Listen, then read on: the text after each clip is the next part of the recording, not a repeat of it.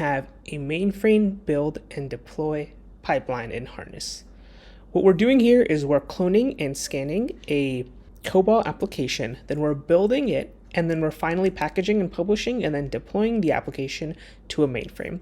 If you look a bit deeper into each of these stages, what you'll notice for here, for example, is if you go into the DBB build stage and you go down here, you'll notice that under the optional configuration, what's happening under the hood is that we're SSHing into the mainframe, and then we're running the DBB build utility to actually build this Cobol application.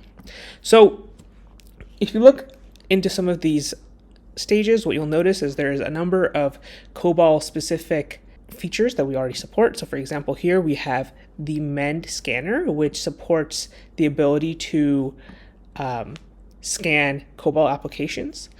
And over here, what we have is we have the IBM Wazi deploy utility, where we're actually deploying, we're running a shell script that actually deploys to the mainframe environment, which we have set up here, which we SSH into. And when we SSH, what we do is we run IBM Wazi deploy. And so now if we go here, we see an actual successful run.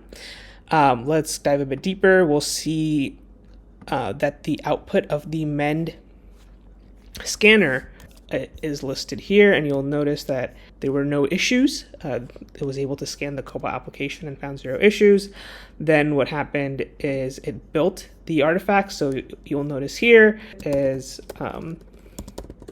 it's building this Cobol application, and it's using the dependency-based build utility to do it.